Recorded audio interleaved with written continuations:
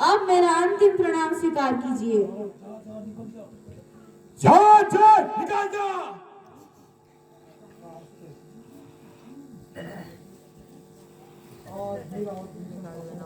और मेरा और विभीषण का संबंध टूट गया है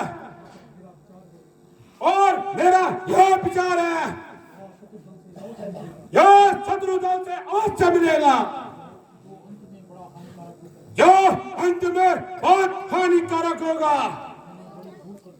मैंने बहुत बड़ी भूल कर दी जो अपने भाई को अपने से अलग कर दिया है। खैर कोई बात नहीं, समय आने पर सब ठीक हो जाएगा।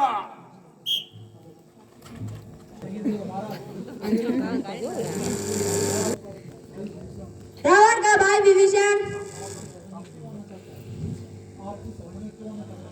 आपकी सभा में क्यों आना चाहता है? हैं रावण का भाई विभीषण। हाँ, परंतु उसने ऐसा कौन सा अपराध किया जिसके कारण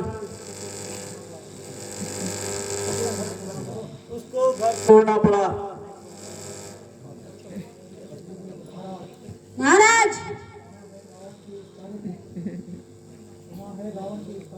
सुना है रावण के इस कार्य को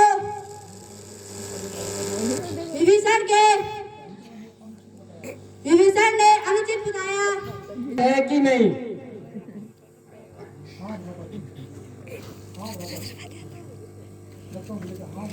हाँ भ्राता जी, मेरा भी यही विचार है। आप पर भगवान, मैं इनके विचारों से सहमत नहीं हूँ। लंका में जब रावण दरबार में रावण ने मुझे मारना चाहा तो विभीषण जी ने ही मेरे प्राणों को बचाया। अच्छा हनुमान, अब मैं समझ गया।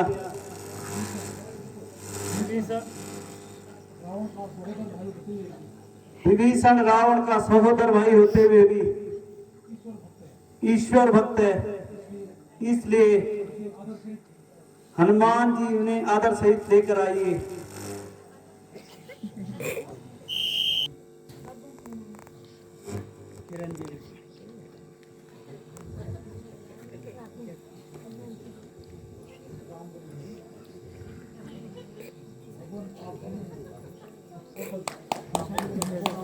भगवान आप धन्य हैं। आप किसी का कौन जान सकता है?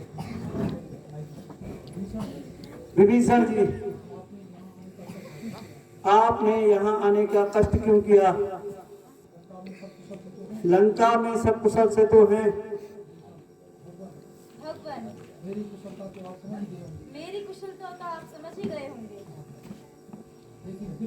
लेकिन फिर भी प्रभु, मैं उस रावण को नहीं समझा पाया। इसलिए उसने मुझे कायर कुछ मदद की होकर मुझे मार कर निकाल दिया। इसलिए आपकी शरण में आया। कल की युद्ध की रणनीति बनाते हैं।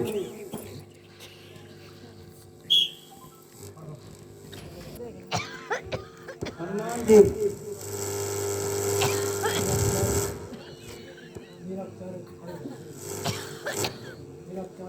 मेरा विचार है कि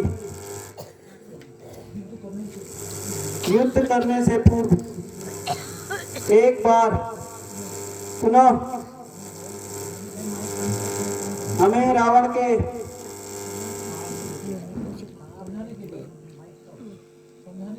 समझाने के लिए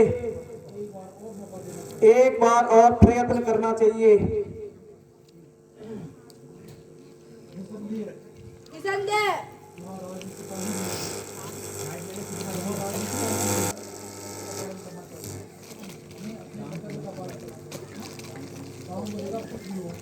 कुछ भी हो, हमें अपने कर्तव्य का पालन करना चाहिए। इसलिए मैं युवराज अंगद का नाम प्रस्तुत करता हूँ कि वह लंका जाए। के क्या हाल है? मेरी लंका पे द्वार पर पहुंच चुके हैं। अब आगे की क्या रणनीति है? महाराज, द्वार पर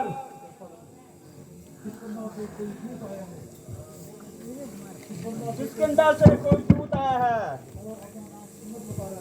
और अपना नाम अंगद बता रहा है।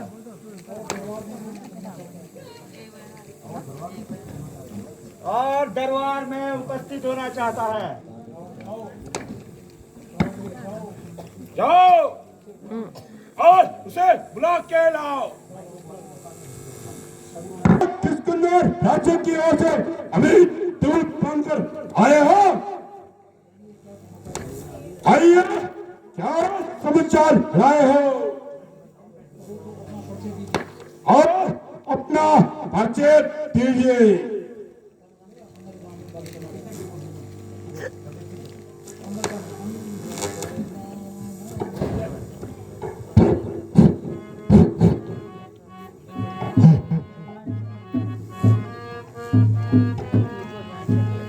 अंगद नाम में बालिका बेटा आंसू कबहू हुई है बेटा।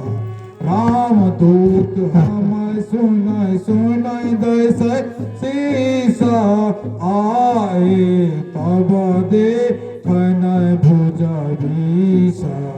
अंगद नाम बालिका बेटा आंसू कबहू हुई है बेटा।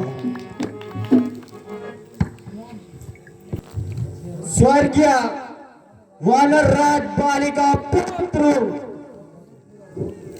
अंगद मेरा नाम है। मैं श्री रामचंद्र जी की ओर से संदेश लेकर आया हूँ।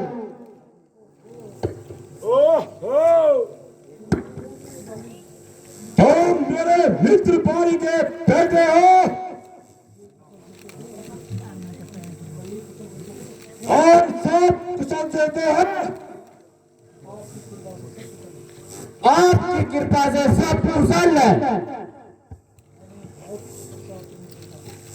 मैंने 550 के बाद तुम्हें देखा है, इसलिए मैं तुम्हें पहचान न सका। कुछ भी कहिए।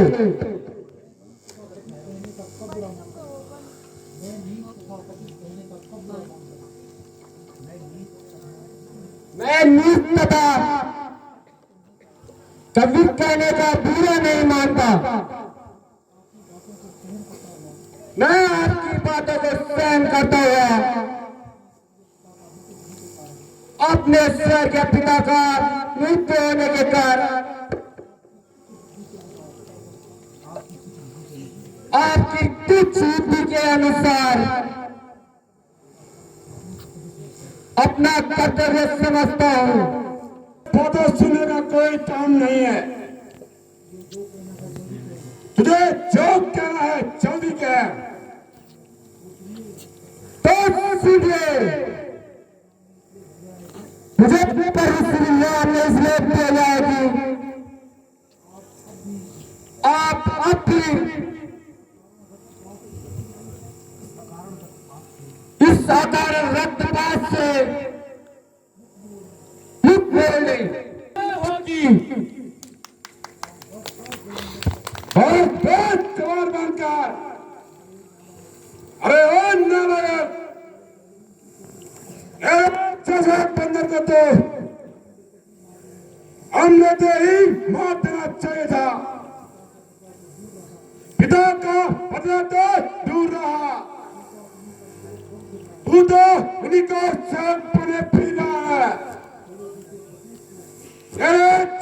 कपूत को यदि मैं जैसा सपूत पहले घर में जन्म लेता